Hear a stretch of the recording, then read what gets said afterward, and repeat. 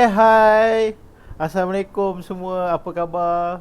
Selamat datang ke sesi kongsi seni hari ni di Gaijin Studios. Okey, so hari ni sesi kongsi seni hari ni membawakan 3 cabang komuniti yang ada di Malaysia di komuniti seni lah khasnya. Jadi kita ada Mr. Subir daripada Excentrica. Selamat datang. Hello. Mr. Subir. Hello. Thank you. Terima kasih. Kita ada Tok Kura daripada Arto Movement. Hai Tok Kura, apa khabar? Assalamualaikum. Baik. Itu Tok Kura daripada Arto Movement. Dan kita ada wakil tim daripada Freedom Art Home punya virtual art event. Kita ada Zal dengan Lisha. Hai guys. Hello guys. Okay. Jadi tajuk kita hari ni seni itu satu hobi ataupun kerjaya. Jadi kita nak memperkenalkan dululah kita punya tetamu untuk hari ni, Mr. Subir dulu. Kita start dengan Mr. Subir. Mr. Subir ni daripada mana sebenarnya? Saya daripada, you mean my tempat tinggal saya ke atau dari organisasi? Dari organisasi.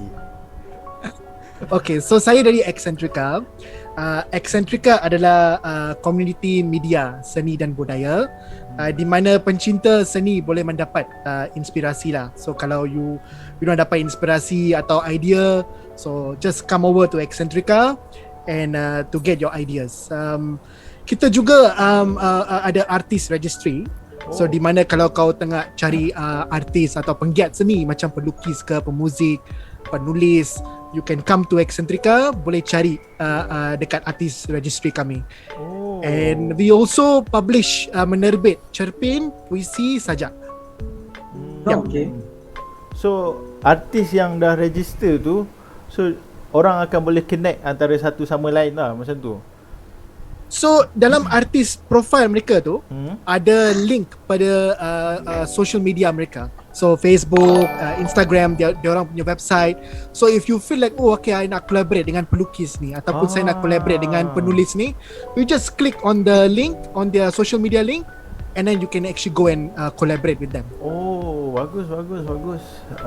So Excentrica base dekat mana? So kita sebenarnya digital, tapi bila kita register as an enterprise, we register it under Ipoh. So because Ipoh is my wife punya hometown. Ipoh So, jauh. That's right. Yeah. Jauh je. But we are digital lah. We are a digital platform. So okay. it's like the whole of Malaysia. Ya, so digital of course lah, boleh cover semua tempat kan. Cover mana-mana boleh. Yes. Jadi kita pergi dekat Tok Kura. Tok Kura ni dia daripada Arto Movement. Jadi boleh ceritakan sikit tak Tok, Arto Movement tu apa sebenarnya? Dia pergerakan ke, menari ke, macam mana Arto Movement ni? Okay, so sedikit cerita sikit lah pasal Arto Movement. Arto Movement bukan it's a collective of penggiat seni lah. Kita ada pelukis, kita ada, mostly kami semua adalah pelukis, artis, tapi kami ada juga yang buat puisi dan sebagainya. We started back in 2010. Waktu tu kami masih lagi belajar dekat Melaka. We started the collective there. And then Dekat Melaka kat mana tu Tok? UiTM Lendu. Kami semua anak-anak UiTM Lendu. Sama lah Tok, sama lah kita. Sama kan? Okay. So kami started back in 2010 and then up until now lah, and we registered under enterprise in the year 2012 and then ever since then kami buat lah. So we started dengan buat exhibition untuk kolektif sendiri, and then later on kami start joint event. We went for like Perak Art Festival, pesta puisi dan literature Pulau Pangkor, Pulara, and then a few events dekat KL apa semua, and then up until now lah. So macam sekarang kami banyak fokus kepada buat exhibition jugalah. Mostly exhibition, and then we have our own publication, project Zin Seni, and then we also do like macam gallery hopping, and then benda macam tu lah, sedikit. Jadi Excentrica start tahun bila tu, Mr. Subin? Tahun 2016. Oh, 2016. 2016. Oh. Ya. So sekarang sudah 16, 17, 18, 19, 20, 21 6 tahun lah. Dah dekat 5 tahun. Oh, 5 tahun lebih. Kena kira. Sorry lah, Mac tak berapa tu sangat. Orang seni ni kan. Jarang Mac okey orang seni ni. Okey. Jadi dekat bawah ni dekat bawah dorang ni kita ada daripada team Freedom at Home lah. Zal ni pengurus event Maya ni sekarang dia dah memang expert lah. Sebelah ni Lisha ni sebagai apa, Lisha? Saya team untuk membantu Zal. Jadi Zal aku tahulah dia background memang art habis lah. Si Zal ni. Macam Lisha pula macam mana? Lisha more into bahagian music. Oh, music. So dalam Freedom at Home ni kita banyak semua everything about art lah. Art tu meluaskan, so kita ada seni dalam lukis, music. Okey, Tok. Kenapa Tok memilih seni sebagai fokus utama untuk movement dan komuniti Tok ni? Kenapa tak memilih pecinta haiwan, pecinta kucing ke something like that lah? Kenapa tu? Pecinta kura. Pecinta kura ke? Kenapa ambil art sebab at first Auto Movement was started when we first started Auto Movement, kami tengok macam kualiti-kualiti seni yang lain.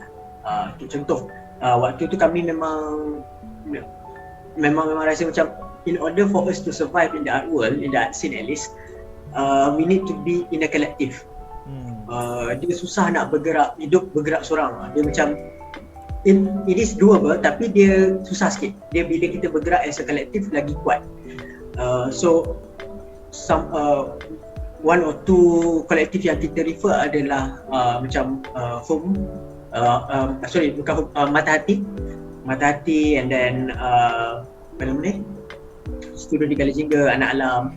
So we see them as like an inspiration, and then kami start buat benda tu lah. Kami start buat collective Auto Movement. So memang kami daripada awal, sebab kami semua memang waktu tu kami student diploma seni halus dekat Melaka.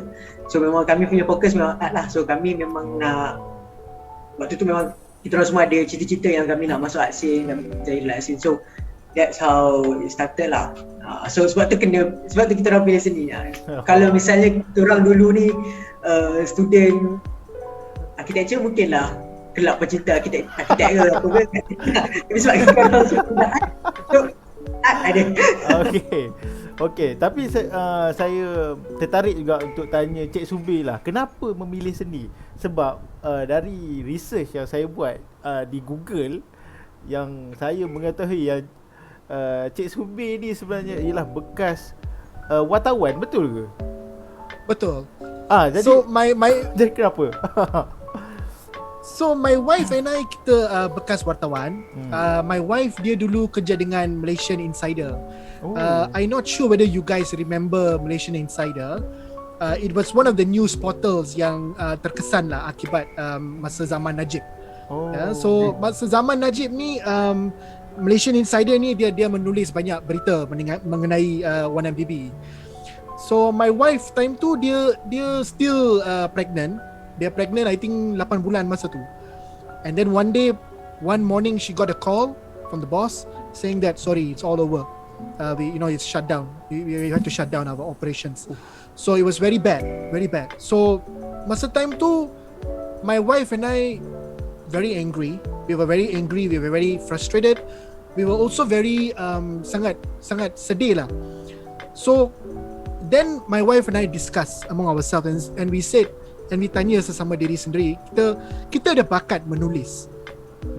And masa time tu 2016, banyak media yang mainstream media, diorang terlalu fokus terhadap penggiat seni yang dah macam established lah. Yep. So macam penggiat seni yang still up and coming, emerging indie artist diorang hardly get noticed by the mainstream.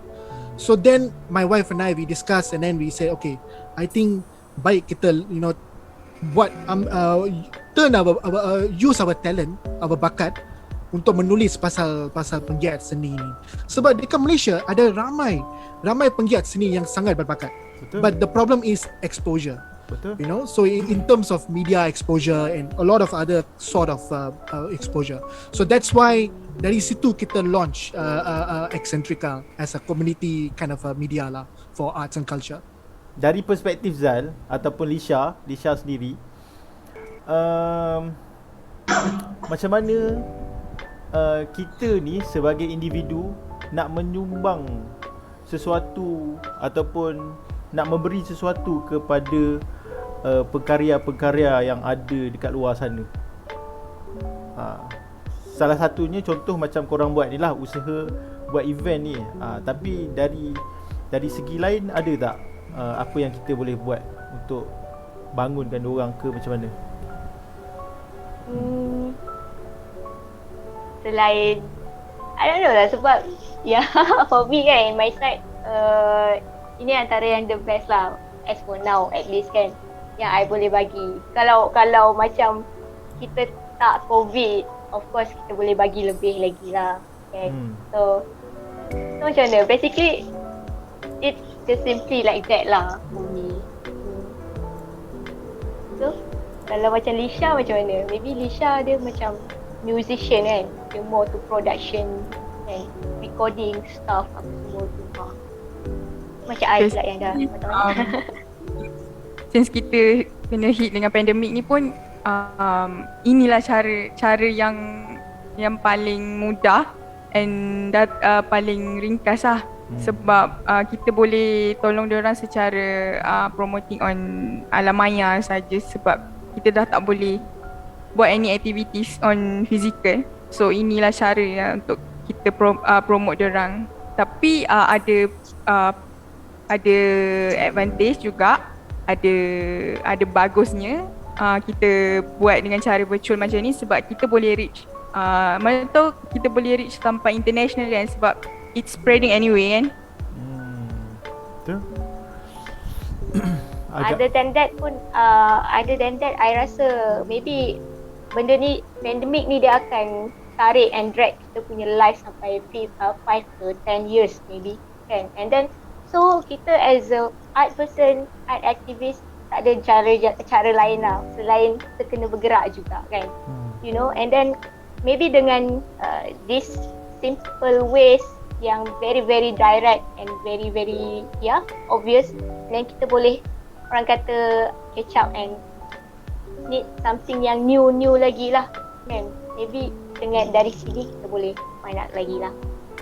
Bagaimana Encik Subir dengan isteri menghargai seni itu sendiri, daripada inilah pendapat Encik Subir, macam mana kita nak menghargai seni itu, macam mana orang lain, masyarakat ke nak menghargai seni itu?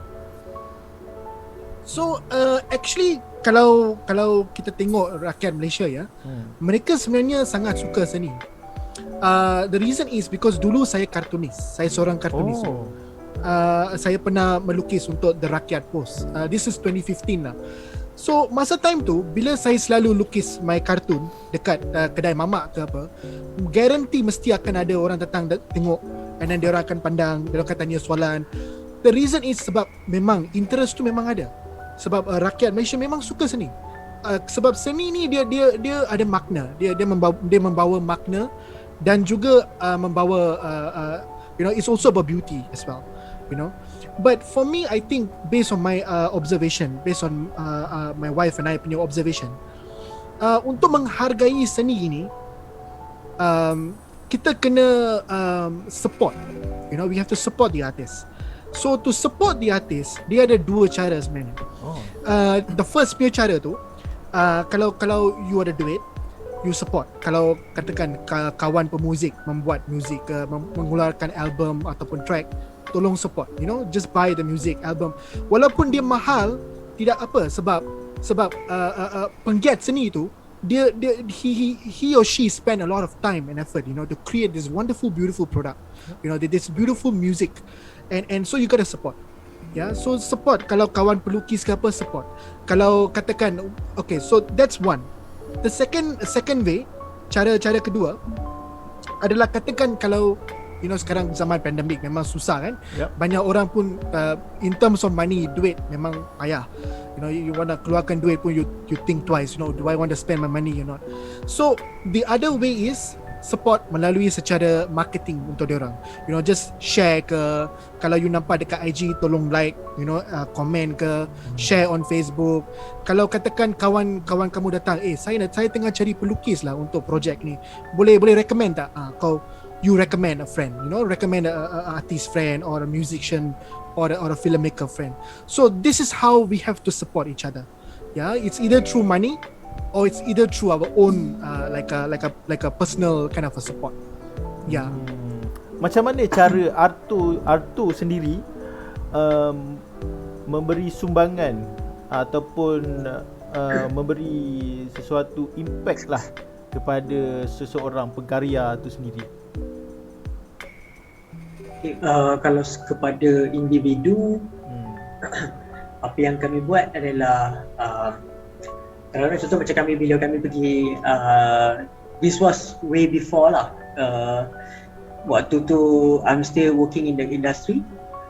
I will go to opening exhibition apa semua, and then I will do like macam live session, bukan nak kata live session lah, tapi dia macam live tweet.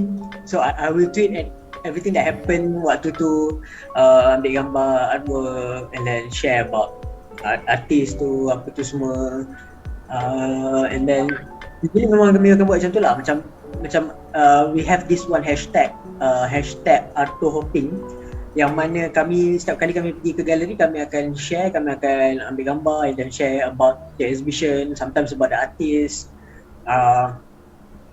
and then that's how we do it lah before. Tapi sekarang semasa PKP starting from last year, we did Sembang Santai Arto. So it's an hour live IG session dengan artis. Tujuan utama kami buat tu adalah untuk tanya khabar, sebab sewaktu PKP yang pertama, lockdown yang pertama, saya diberitahu ada sesetengah artis yang memang duduk seorang. So macam yang ada yang dalam satu studio tu mungkin ada 2-3 orang, tapi 2 orang dah dapat selamat balik. Sebab macam ada yang satu studio tu dia duduk dengan orang yang duduk dekat daerah yang sama, rumahnya dekat daerah yang sama, studionya pun dekat daerah yang sama. So yang dekat daerah sama tu dia dah balik dah dulu. So tinggal seorang lah. Dia duduk seorang. Tapi kawan dia datang juga, bukan dia tak datang, tapi kebanyakan masa dia duduk seorang. So tujuannya adalah untuk tanya khabar, at least untuk like support sikit lah, sebab during the first pandemic memang dengan keadaan yang memang tak boleh keluar, tak boleh apa langsung, even nak Foodpanda apa semua pun tak ada. Betul. Jadi kita pergi ke next punya soalan. Soalan ni adalah yang kita nanti-nantikan. Adakah seni itu satu hobi ataupun pekerjaan ataupun kerjaya, ataupun dia hanya hobi semata-mata? Ini saya nak semua orang jawab, tapi kita mula dengan Zal dululah saya rasa. Zal dulu. Bagi pendapat Zal sendirilah. Adakah seni itu satu kerjaya ataupun hobi semata-mata? Of course saya jadikan dia sebagai kerjaya. Total. Secara total. Begitu mudah ya soal jawapan. Okey, jawab kena ringkas. Okey, bagi Lisha buat macam mana?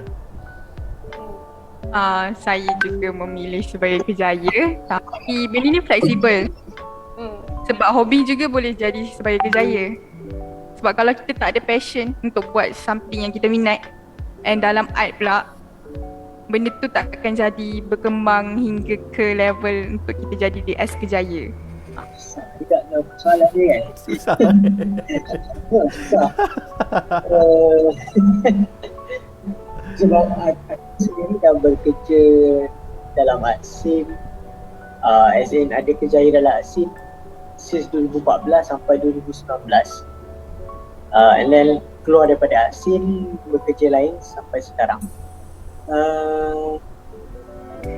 Bila mana kau jadikan hobi kau tu sebagai satu kerjaya, kau kadang-kadang kau kena ambil masa, macam nak stop sekejap, kau rehat sekejap.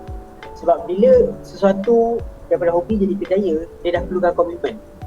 So kau perlu jadikan dia something yang betul-betul kau nak buat lah. Kau tak boleh macam sekadar macam sekejap. Dia betul-betul kena buat. Kalau kau masuk 100%, kena masuk 100%. Dia tak boleh masuk nak test water je lah dulu. Kau boleh test water tapi kau kena ada kerja lain. Kau jadikan dia sebagai part. Kau tak boleh macam aku nak jadi full time artist. Tapi macam lepas bulan 2 masuk show tapi work tak terjual apa semua, lepas bulan 2 macam malas lah, tak nak buat work lah. Waktu tu kau punya kejatuhan akan melanda lah.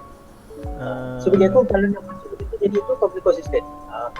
Dalam masa sama jadikan seni sebagai satu kerjaya tu memang bukanlah macam kalau kata kita dulu selalu dengar macam orang cakap buat art ni boleh kaya ke, boleh jadikan kerjaya ke. Banyak orang cakap macam tu kan. Tapi jawapannya sebenarnya lah boleh.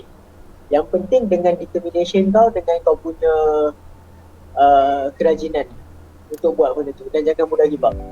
Sebab art scene kita, contohlah ini daripada visual art saja. Visual art scene kita kecil, tak besar. So kita pusing sikit, kita boleh nampak artis A. Pusing sikit lagi, boleh nampak artis B juga balik. So dia punya size tu tak besar, tapi artis kita ramai. So macam mana untuk kau nampakkan diri kau tu, itu kau kena carilah. Faham. Dan berbalik pada soalan tadi, memang boleh jadi sebagai satu kerjaya. Seni tu memang sebagai satu kerjaya. Boleh, tak ada masalah. Jawab soalan. Jawab. Kan? Jawab. Itu jawapan yang agak cantik lah bagi saya. Jadi kita nak tanya Cik Subir pula. Sebab ramai orang menunggu-nunggu pasal tajuk ni sebenarnya. Adakah seni tu satu hobi ataupun kerjaya? Kalau kerjaya ada masa depan ke seni ni? Boleh hidup ke macam mana kan? Biasa makcik-makcik yang akan tanya lah kan, ataupun satu apa ni, kita punya cousin ke apa kan, orang doktor apa semua. Jadi kita ambil bidang seni. Macam mana bagi pandangan Cik Subir pula? So saya setuju dengan Tokura, because seni ni dia, whether it's a hobby or kerjaya, dia depend on the individual. Sangat subjektif. Soalan ni sebenarnya sangat subjektif. So kalau orang yang jenisnya saya just nak hobi je, like saya mungkin ada kerja full time, tapi dekat on the side malam ke apa just draw ke, weekend ke apa dia draw atau menulis. So seni tu jadi macam hobi. Tapi kalau kerjaya tu, then penggiat seni tu kena look at it from a business standpoint. Dia kena fikir dia ni macam owner business macam tu. So macam mana nak buat marketing, macam mana nak handle finance, macam mana nak handle publicity. So a lot of macam business kind of mindset kena ada bila seseorang tu ingin membuatkan ingin menjadikan career sebagai penggiat seni. So because penggiat seni, if you want it to be a career, the first thing is kamu kena ada cara macam mana nak dapat duit every month. Sebab kena bayar bill, kena makan, kena hidup, So macam mana, apa strategi untuk dapatkan duit to get the money coming in. So there are a lot of other business, kena tengok secara business. But I observe, based on my observation, ramai penggiat seni sebenarnya when it comes to talking about like marketing or business, diorang macam aduh tak nak bercakap lagi, because the reason why, and this is my observation with my wife, ramai yang pergi ke seni adalah sebab mereka nak escape daripada full time job mereka. Sebab dia orang kerja 9 to 5 kan. So kalau saya jadi pelukis ke apa, best lah, like every day can draw and everything, sedap lah. Easy life, dalam mindset dia orang. Tapi dia orang tak faham yang sebenarnya untuk jadi artis yang dapat bayar bill every month, you kena fikir macam business owner. You have to think like you are an entrepreneur macam tu. Yeah. Betul. So it depends lah. To back to answer your question is, adakah seni ini hobi atau kerjaya? Dia subjektif lah. On every individu dia mungkin ada jawapan yang berbeza. So tapi business ni dia bukan sebenarnya macam benda jahat atau it's a bad thing, as long as you kamu seorang penggiat seni, and cara kamu membuat marketing adalah secara halal. That means you tak tipu orang, you memang very honest with your work, and you're very peka terhadap isu-isu ataupun your customers punya needs, then you memang word of mouth will help you to be successful lah. Tapi bukan boleh jadi kaya raya. Mungkin I think maybe with fine art maybe you can, if you know how to market yourself. But in terms of other macam theater ataupun some other art forms, adalah sangat susah untuk menjadi kaya raya macam billionaire ke memang tidak boleh. Tapi saya rasa kalau seni itu menjadi kerjaya, and then you know how to make a living through your art, hidup kamu akan jadi lebih bermakna. Betul. Yeah, because when you see other people enjoying your artwork, appreciating your artwork, there is something that really makes you feel alive. And I think Tokuro, you can relate to that, yeah, Tokuro. Yeah. Aduh. Ya, sebab macam bila kita this is in term of fine artist lah. Bila kita buat karya and then our work terjual, and then ataupun kita terjual lagi lah, when we are at the opening and then we talk with the audience, and then audience macam tengok macam I can relate with this work. Ni macam ni nampak macam cerita saya, pengalaman saya pun ada pengalaman macam ni sikit. I think that is one of the best part in making art, sebab art itself dia bukannya hanya ada monetary value, tapi dia ada value yang lebih tinggi, dia ada value antara kita dengan audience kita, sesama kita. So itu yang lagi menyeronokkan lah. Tapi kalau dapat jual, it's another thing lah, boleh bayar bill apa semua. Kita tetap juga perlu untuk jual. If you are a full-time artist, you still need to jual pun. Macam I boleh cakap macam I don't need to sell my work sebab I ada kerja. I ada kerja luar, which is kind of like a privilege for me to say ni lah, untuk jadikan seni sebagai satu macam escapism. Tapi untuk orang yang jadikan seni itu sebagai kerja full time, dia tetap in the end of the day, dia tetap juga mencari makan, tetap juga menjual. Cuma macam mana cara dia nak menjual tu, macam apa yang Cik Subir cakap tadi, marketing, dia punya word of mouth apa semua. So cara tu macam mana, dan untuk jadi seorang untuk menjadikan seni sebagai satu kerjaya, memang memerlukan banyak benda lah. Macam ada this one artis saya kenal, senior artis juga, gerak kerja dia adalah dia akan masuk studio dia pukul 9, dia akan balik pukul 5. Dia buat office hour.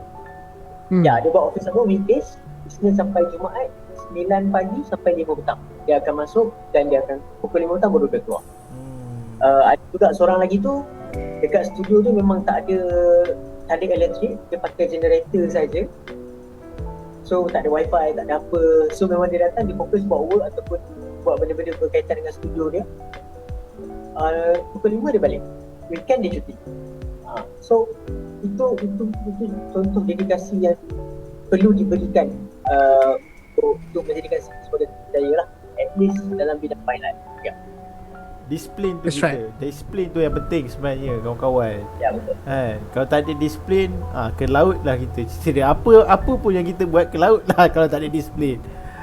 Okay, jadi kita nak tanya sikit pasal event yang akan berlangsung minggu depan pada 9 hari bulan hingga 15 hari bulan, yang akan bekerjasama antaranya ialah Mr. Subir daripada Excentrica dan juga Arto Movement akan juga bekerjasama dalam Freedom at Home yang akan berlangsung minggu depan pada hari Isnin, Azal.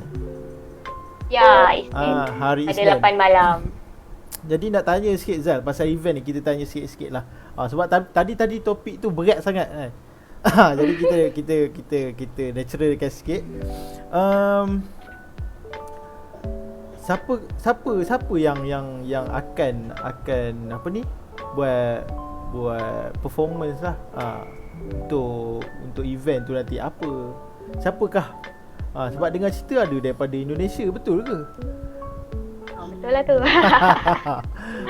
Jadi boleh cerita sikit lah siapa yang akan ada. Great to have them. Kita start dari Malaysia lah kan. Okay, kita ada Kola Hijau, kita ada Hectic, kita ada Empty Page. This one is from bands lah. Acoustic live, and then kita ada Juno and Hana. But at first kita nak buat acoustic stage, tapi dia dah macam banyak participant yang macam yang main DJ live pun ada juga, so diorang very happy to sit with them on that stage. And then why not lah kan, kita try experimental dengan this one kind of things juga, concept. And then kita ada Fizzy, kita ada Juno and Hana tadi yang main very ambient and synthetic punya sound. And then kita pun ada from Indonesia, kita ada Alir, kita ada Danila, kita ada Bad Chamber, kita ada Hara which is Rara Skar, kita ada Bilal Indrajaya. Dila apa? Danila? Bilal Indrajaya. Oh, Bilal. Dan Bilal. Oh, Danila. Malaysia dengan Indonesia korang punya event bukan biasa-biasa lah. Jadi Disha kena beritahu cara macam mana nak register, macam mana nak join event ni. Since korang dah tanya macam mana nak register, korang kena sangat-sangat register sebab slot dah sangat hampir ke hujung dan nak tutup. Oh, so ada tutup korang kena pergi. Sebab dalam setiap satu hari tu kita ada dia punya duration. So kita akan ada gap lah kat situ. So korang kena pergi dekat IG Freedom at Home, ada link dekat bio.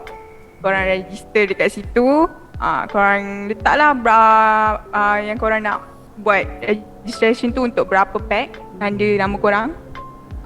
Boleh 1 until 5 person under seorang punya nama. Korang boleh register from 9 until 15 August tu, and better korang join je semua hari-hari tu. Seminggu tu korang kena join.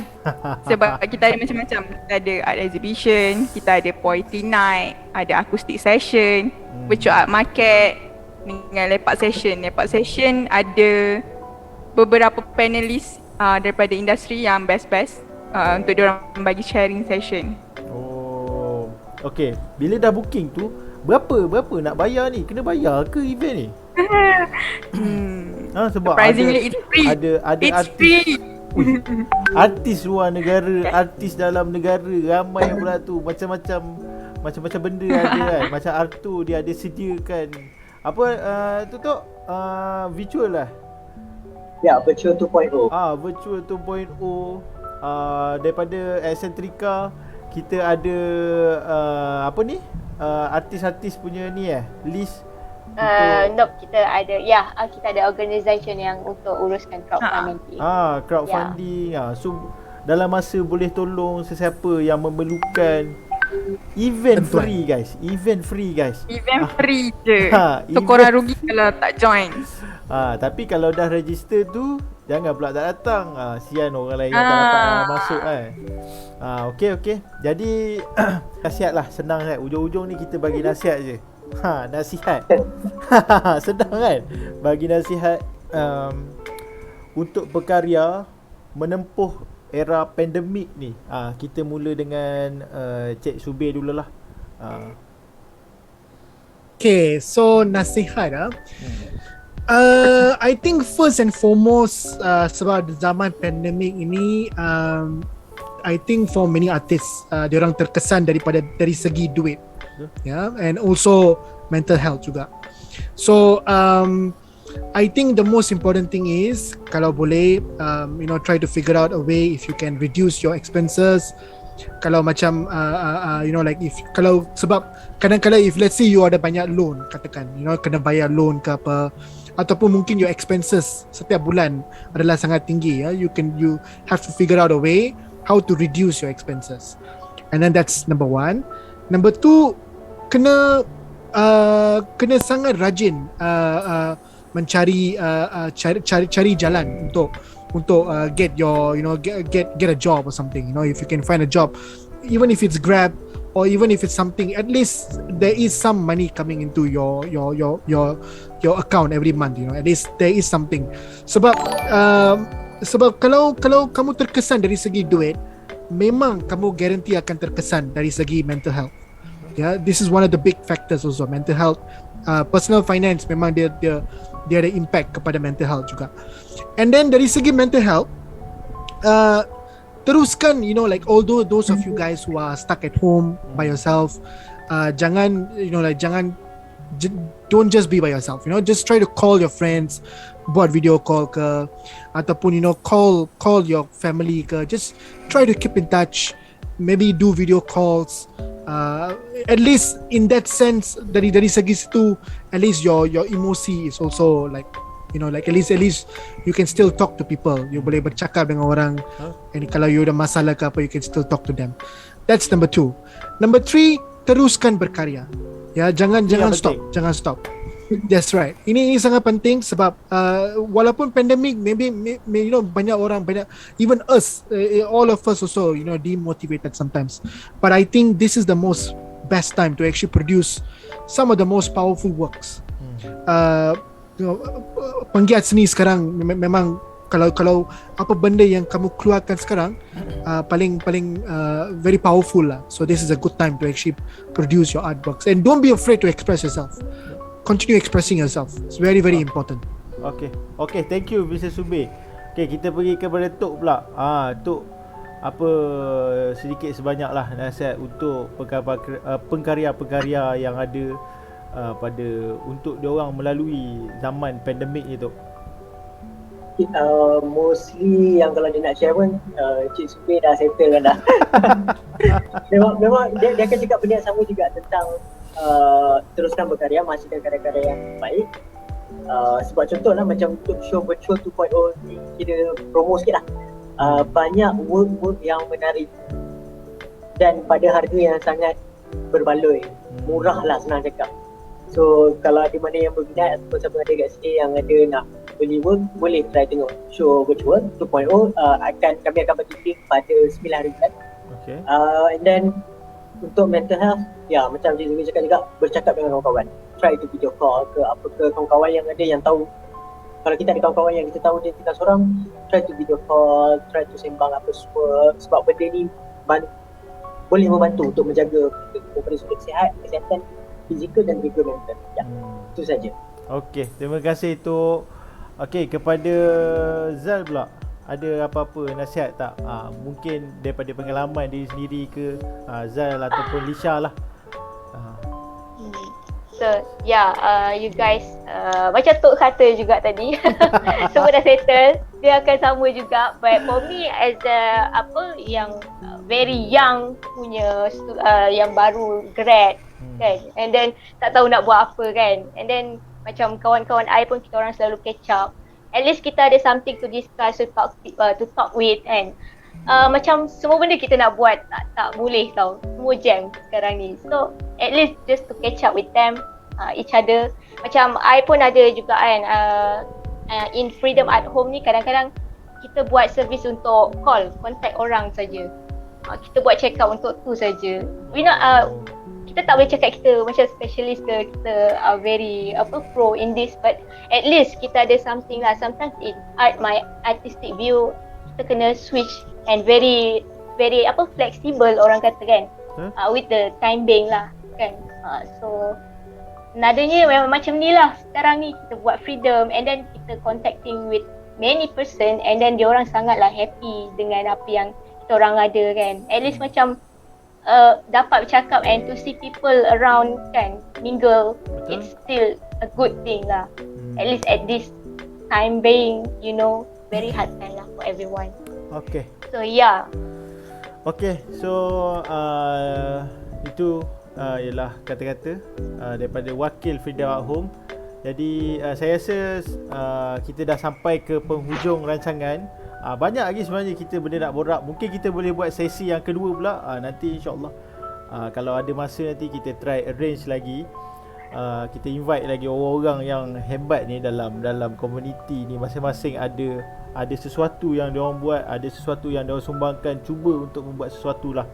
Jadi terima kasih kepada Cik Subir, daripada Eccentrica, kepada Tok Kura dari Arto Movement dan juga wakil Freedom at Home Zal dan Disha. Terima kasih sebab sudi meluangkan masa malam ni. Jadi korang jangan lupa follow IG Eccentrica, IG Arto Movement dan juga Freedom at Home, ataupun korang boleh carilah dekat mana-mana platform. Rasanya diorang available dekat semua platform social media. Okay? Yep. Jadi itu saja kami ataupun saya daripada Gaijin Studios. Kalau ada salah silap tadi, saya minta maaf. Apa pun saya doakan semoga semuanya berjaya dan selamatlah. Kita tengah menempuh zaman-zaman yang agak susah sekarang ni. Jadi teruskan berkaya macam Cik Subir cakap tadi. Okey? Saya rasa itu saja daripada saya sendiri. Assalamualaikum. Bye-bye. Bye guys. Bye. Thank you. Bye bye. Terima kasih masuk.